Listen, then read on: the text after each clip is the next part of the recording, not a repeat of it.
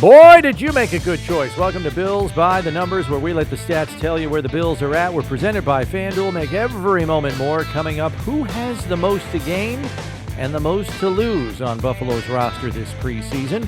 We dive in. Who are our long shots that have made the best case thus far for a roster spot? And we'll have our one burning question. Tee the ball up already!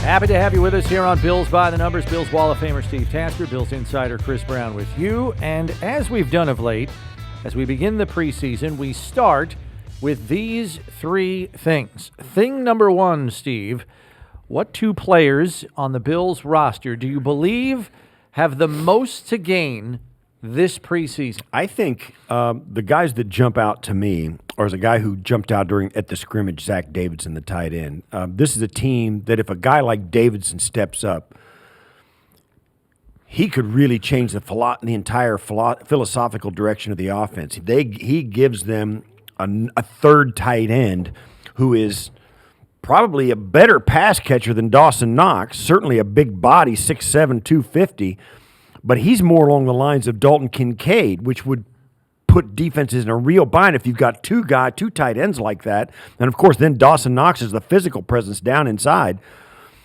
That gives you a phase of your offense that other teams will really struggle to match up with. And it will be a real wide variety of defensive philosophies you face in that, because some teams just won't be able to man up with you. You're going to force some teams into some places they don't want to be. That's one guy. Zach Davidson could become, if he's the kind of tight end it looked like he was this last week at camp, he could be a philosophical change for this team and a roster spot. No, not just a roster spot, but a contributor on a regular basis. Okay. That's huge for a guy who was out of, who's ACL and we didn't know about it. Just kind of appeared. That's huge. The other one, of course, is the same guy I've been speaking about, is Javon Solomon. This is a guy that is at a money position in the NFL. Drafted by a team a little bit under the radar, has one physical trait that put him out of the high rounds of the draft, which is his height, but is built to overcome that physically as well. Long arms, big hands, huge explosion, very strong, great leverage, unbelievable bend off the edge. If he is one of those guys that's like in 5 years, people are going, how did this guy go in the fifth round? That kind of thing. Javon Solomon is that guy for me. Yeah, and those guys could change the dynamics of the rosters at their respective positions. Davidson probably more so than anybody else, because I think if he's on and they push Morris off, okay, they got three tight ends in Gilliam, and then if they decide to go four tight ends, does that compromise the receiver position and you take one less receiver?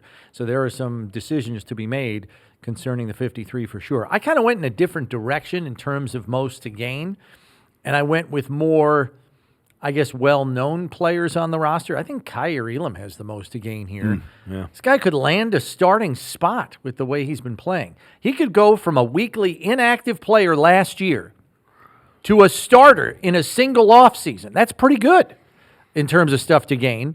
And he's made the most splash plays at his position in camp this year. Got a preseason to get through, but so far so good. And then on offense, I think I'm going Keon Coleman here, because here's another guy who, yes, he's the top draft choice, much is expected of him, but I don't think anybody thought coming in the door to expect him to effectively replace Stephon Diggs. I mean, even Sean McDermott said the other day, I didn't expect anybody to replace Stephon Diggs. I don't think you ask somebody to do that. You just ask them to be the best version of themselves and hope they can contribute in replacing the lost production that went out the door at the receiver position. Keon Coleman has exceeded expectations through training camp. I think he's still underestimated in terms of his football IQ, and there is a clear connection already established between Allen and Coleman. So for Coleman to come in the door and potentially be one of the top three wideouts on this roster from the jump in week one, I think that's a lot to gain. As a second-round pick, that's big. It's big. Thing number 2, what 2 players on the Bills roster have the most to lose this preseason? Yeah, I think you kind of got to think guys who already have it. I think Matt Milano is one of the names that I would go to, seeing as how he's still a little bit of a question mark. Now, he's been going full go. But let's face it, you can imagine a guy of his caliber, the way he's being treated by the coaching staff. He's in bubble wrap to me. He is practicing every day. He's doing everything they're asking him to do. I think that's a perch you don't want to see Matt Milano fall off of being an all-pro inside linebacker for me. And then the other one would probably be one of the defensive linemen like Vaughn. Vaughn is a guy he took a haircut on his contract, reworked his contract because he felt like anew that he didn't get the production he needed last year. Had 0 stats, came back early, no question about it. But that's a guy who wants to be on another contender. He wants to win a ring for the 3rd time with a 3rd different team. It's a legacy that is an absolute rubber stamp for a Hall of Fame career. That could all go away if Vaughn can't contribute in a meaningful way. Yeah, I think we've been more encouraged by what we've seen from Vaughn to this point. I think we still need to see a little bit more on Milano to know just what he is going into the regular season. Whether he plays in the preseason, though, I think is completely up in the air. They may, to your bubble wrap point, they may not put him on the field in the preseason, so we may not know until we get to the regular season. For me, I think Connor McGovern has a lot to lose here. He moved to the pivot. All reports have been very good. He and Josh seem to have established a good rapport in terms of the operation, although they do admit there are a few kinks they still have to work out. But the reason I think he has the most to lose is because I don't know if it's as simple as, well, said it didn't work out, let's put you back at left guard. I don't know that happens with David Edwards, who's a proven starter in the league. And if something goes haywire at center, they got guys waiting in the wings, like Will Clapp and the 5th-round pick, Cedric Van Pran Granger. So I think there's a lot to lose for him there. And then the other guy is Marquez Valdez-Scantling. I mean, this guy comes in the door, signs a guaranteed 1-year contract, and I really hope he is not banking on that, cementing his place on this roster. I don't think he's done enough to this point. I think he has to do more going forward here into the preseason to keep guys off his tail for one of those last 2 receiver positions. I think he's been superseded in terms of daily consistency and performance by Tyrell Shavers and by KJ Hamler, who I would put at 5 and 6 right now. I'll say this too, and you said it right. The other guy would be Chase Claypool, who's been sidelined with a toe injury. You talk about a guy who came in with some chops as a resume, played at Notre Dame, played special teams, did a lot of good things, came out and has bounced around the league. And no, he hasn't bounced around the league. He's been pushed around the league by teams who didn't want him anymore. And he can't get on. Now he can't get on the field because of an injury. You talk about this could be the last hurrah for a guy like Chase Claypool. He will become an afterthought in every, if he can't get it together and make a play for a roster spot here. Yeah, and as of right now, he's not even on the field with a toe injury. Thing number 3, who is your player who came into camp as a long shot but has made the most formidable case for a spot on the 53-man roster? That's a good question. I'm going to go defensive back, and I'm going to say Daquan Hardy. Okay. The corner. Small guy. You thought, well, you and I both thought slot corner stuff. Yeah. But they've been putting him outside, and man, oh man, is he competing. Yeah, he's holding it down. He's holding it down, and he has been out there every day. He still competes every day, has made plays on a consistent basis. It didn't seem too much for him. And for a guy who was off most people's radar as a lower round draft pick, I think, particularly with a guy like Kyer Elam and Christian Benford, Taron Johnson in the room, and you got some other guys coming that are, have some chops.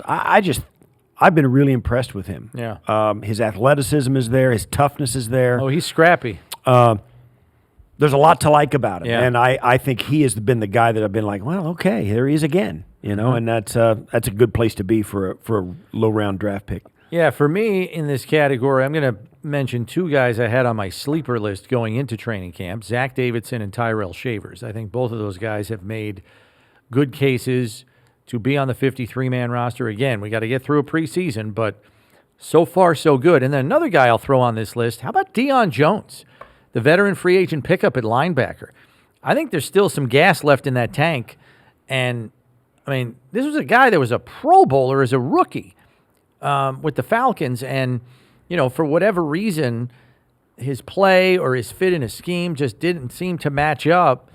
And his game just kind of fell by the wayside. But I think there's something in there, and it'd be nice if Bobby Babich and that defensive staff, Al Holcomb, the linebackers coach, can tap into that, because that would be some valuable depth. If it's Dorian Williams and Deion Jones as linebacker 3 and 4. I know you got Balin Spector in there as well. But, man, that would make your linebacking core so much deeper to have him as an option. You do not want to be in the position where you go out and find a guy like A.J. Klein again coming off the couch to play in a playoff game. You got to have some guys that can step up and know what the defense is, and you can have faith in, not off the street. I like what we've seen from him. I do too. And I think that is an answer to what happened to this team last year. Yeah. Through the course of training camp, which will be transitioning back to One Bills Drive after the team's preseason opener against Chicago, there have been questions about the team as they make final preparations for the regular season. Let's run through some of the big ones now and decide if A, they've been effectively answered, B, there's been progress in addressing it, or C, there's a lot of work still to be done. Bills team question mark number 1, does the receiving corps have a solution for making up for the production it lost this off season? For me, I'm going to say A. I thought they had it before training camp. I had a lot of faith in the guys coming in. Keon Coleman is a big physical specimen. I think the way the group has come together, I think they've addressed it. The top 4 guys you can win with here. The top 4. Khalil Shakir, Keon Coleman, Curtis Samuel, and Mac Hollins. Those guys have really come together. They seem to have a group, a cohesion, and an interchangeability that's promising. I think Samuel's versatility is a really interesting wild card to this group. Shakir's abilities and skill set is a really interesting wild card. And you mix that with the guys like you've got running backs here like Cook and Ty Johnson who can play wide receiver. You've got a wide receiver that can play running back, and you've got a tight end that can play wide receiver. Maybe 2 of them. I think they've addressed they're not going to – in best case scenario, you couldn't have had that many options coming into a regular season. And we'll see. Now, maybe some of them will fall off, or maybe it won't be what it looks like it's going to be. But right now, I'm saying A. I think that's been effectively answered. Okay. I want to see a little bit more, so I said B, there's been progress in addressing it. I think the tight ends are going to help fill the void in receiving production with Dalton Kincaid leading the way there, but I believe Keon Coleman is ahead of the learning curve, as I said earlier, will provide an impact in terms of playmaking, even if the week-to-week consistency might not be there as an outset, because rookies kind of have ups and downs. Samuel and Hollins appear as though they're going to provide more production than some initially thought, so maybe not definitively answered just yet, but definitely progress as I see it. Bills team question mark number 2, does the defense have the replacements in place at safety for the departed Jordan Poyer and Micah Hyde? Well, I think B. There's been some progress, but there's a lot we need to see. Mike Edwards being injured early in camp hurt their progress, but Taylor Rapp has played extremely well.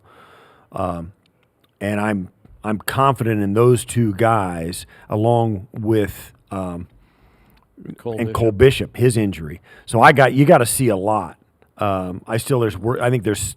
I said B. I'm talking myself into a C, where I think there's still work to be done back there. Yeah, I went with C. Maybe I'm just a tougher grader. There's a lot of work to be done there, and it's due mainly to the injury problem. Yeah, as Steve mentioned, Edwards and Bishop out with long week-to-week injuries, not day-to-day type injuries. Taylor Rapp is a good answer at the 1 spot. Bobby Babich has said we're going to put a lot on his plate. We are depending on him to lead back there, and he's been good. I see a different Taylor Rapp this year than we saw last year. I think he's less tentative. I think he knows what his role is. He's confident in that role, having been in the system for a year. That's all positive. It's the other half of the equation that is very much up in the air right now, and for now, it's DeMar Hamlin as the option to step into that void, but their plans for safety, I don't think there's any question, have been compromised by injury to this point. It's an important position in the scope of this defense. I don't think there's any question about it. Bills team question mark number 3. Is Von Miller back to form? I got to say, yeah, I like what I've heard from him and seen from him. He looks physically fit. He has confessed that he feels a lot better than he did a year ago when he was even when he was on the field during the regular season, as he finally got on, I think, after week 4. He got in week 5, I think, of the last year. Mm-hmm. Too early to come back, but he still, even back then, he looked like he was moving pretty good, so I saw why they believed they should, give him a chance to come back and play. This year, he's saying he feels 100% better, and I'll believe him. Now, he is 35, so whatever he has left in the tank, it's going to be as a 35-year-old Hall of Fame pass rusher. That's still pretty good. He's going to get some sacks this year just because of what he knows and his experience, let alone what his physical abilities. I answered B. I think there's been progress there. We've seen his trademark burst and closing ability in the pocket in practice. After we had him on our show, our daily show, One Bills Live this week, I don't get the sense he's going to play much in the preseason. So there might not be much evidence in the preseason that he's the old Von, but I think they're going to make him a situational edge rusher, play him 30 snaps a game, so that B could very easily turn into an A. Effectively answered. And Bills team question mark number 4, does Matt Milano look fully recovered from his leg injury? He looks it, but the only thing I'm missing from Matt Milano is the plays that he usually makes. When he's on the field, usually you see him ripping the ball out, you see him picking a pass off, you see him batting passes, you see him in coverage right there, and getting passes defensed in training camp. We haven't seen much of that yet. He's out there. He's running around. He looks like Matt Milano, and he seems to be moving like Matt Milano. But as of now, we haven't seen the production yet. So I think there's work to be done there. That doesn't to say that we know everything from what we're looking at. We haven't talked to Matt. Don't know how he feels about it. But he's out there. He's practicing every day, it seems, with no limitations. So we'll see how long it takes him to get back to being as productive as we've seen him be. Now, he left. And he was every game he was getting a turnover. I mean, the guy was churning him out. So that's a high bar to get back to, but that's what we're looking for. Yeah, I went with B here. I said there's progress there. Milano's playing in pads. He hasn't been prohibited from doing any part of training camp. He's just been managed through the padded workouts. Obviously, the injury was a severe one, and they want him right for the regular season. But I think until we see him in a live game setting, it's hard to know if full recovery has taken place and that he's back to all-pro form, to your point. I mean, it's a high bar to reach. Can he get back there? I don't think we're going to know until we're in the regular season watching him in games. We pivot to the numbers game where Steve will be quizzed on pass rush production. So let's get right to it, shall we? Question number 1. Thought this was a fun one. Who has more sacks, Von Miller or the entire rest of Buffalo's current defensive line? Oh, Von Miller. Okay, you are correct, but it's closer than you think. Von Miller with 123.5 in his career. Right. The rest of Buffalo's defensive line, 121. Oh, really? It was a nail-biter. Yeah. Oh, wow, that's good for them. Yeah, so they came pretty close. Good for Von. Question number 2, which current Bills player ranks second on the team to Von in career sacks?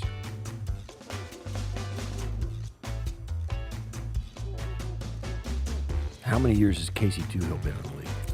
I think this is his 5th NFL season.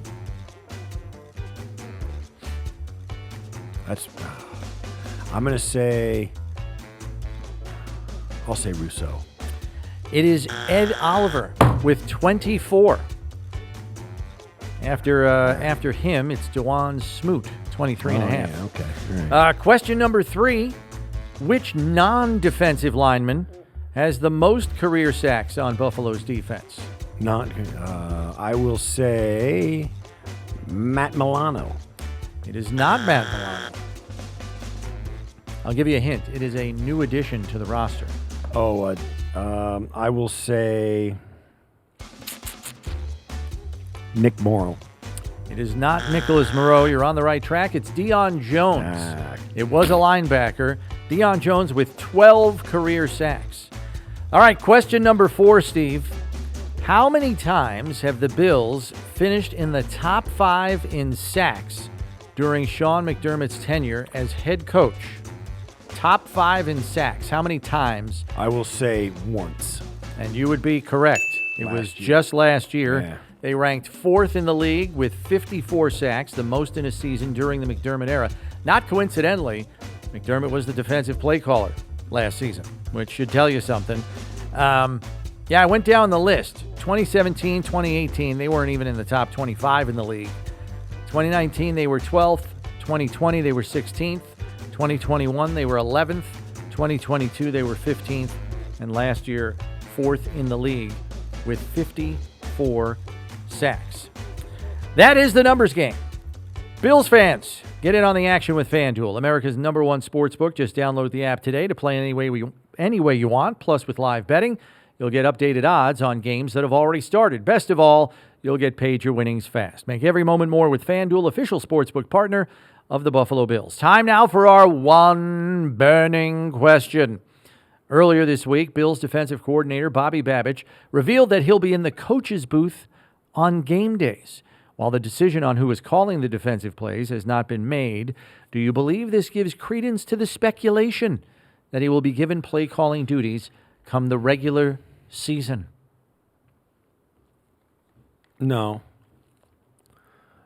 Certainly, we knew that they were exploring the idea of him being the play caller instead of Sean McDermott when he got the coordinator's job. We were not told that he made the demand that, listen, if I'm the coordinator, I want to call the defenses. I think it means this. I just think it points to the fact that at some point in the preseason, he's going to be calling the defensive signals. Yeah. And to do that, you need to be upstairs. Coaches will tell you that. And it was surprising that Sean McDermott could get it done as well as he did standing on the sidelines last year. It's just so much more, you feel more so much more effective when you're up high. These coaches watch so much all 22 film. It's the way they see the game. It's the way they understand the game. When they're in the booth, that's what it looks like. It's the same thing they see on film every day. It makes the decisions quicker. The information travels quicker. He's got coaches around him that are watching the same thing he does, and they're used to watching all 22 as well. It's just a more efficient way to make a play call when you got a play clock running. Mm-hmm. So I don't think it says, yeah, he's definitely going to get it, or that this is a signal that it's looking that way. This is something that you would expect to see for a guy who's interviewing for the right to call the defensive plays. Yeah, I mean, I think he probably knew going into the preseason he was going to be given opportunities to call plays because Sean McDermott has an evaluation to make here, which is Babich ready to do that, and can he effectively put our defense in optimal positions, down in and down out, series in and series out, and can he adjust as the game unfolds? Because it's constant. You're constantly adjusting through the course of a game. How well does he handle all that? Well, you don't know unless you let him do it. And so knowing he's going to be doing that, whether it's all 3 preseason games or 2 of them, he's made the decision that I'm best upstairs where I get the same view that I get when I'm reviewing film, and I know what everybody's doing out there. I'm not calling up to the booth asking one of our bird's eye view guys, hey, is that safety dropping down every single time? Right. He knows because he's seeing it with his own 2 eyes. Interesting, too, if he's, and I think he probably will, Sean McDermott will probably do it for one of the games, but if he gets 2 of the 3 games, or perhaps if he gets all 3 of the games, I wouldn't be surprised if he said, I'm going to try one of these games and go down. If he moves back and forth, perhaps it may be a bigger signal than him moving up because he's trying to get comfortable with the role and trying new things and making sure he has tried it different ways to get it right. Yeah, when we asked him about that and why he decided to be in the coach's booth, he said, have you seen me out at practice? He goes, it was an easy decision. Yeah. So I don't know if it's changing. I don't know either. I think he's up there for the preseason because he knows he's calling plays. Now, if we get to the end of the preseason and Coach McDermott decides, I'm going to keep play calling duties, maybe he does come back down. Right. But There's a lot to be determined there between now and the end of the preseason. It'll be interesting to see what because here's the thing. The only time a coordinator doesn't want to be in the booth to call plays is between series when you can go down there. You can talk to all the defensive players at once. If you're up in the booth, you got to do it one guy at a time on a phone.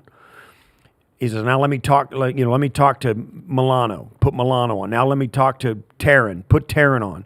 Put Ed on.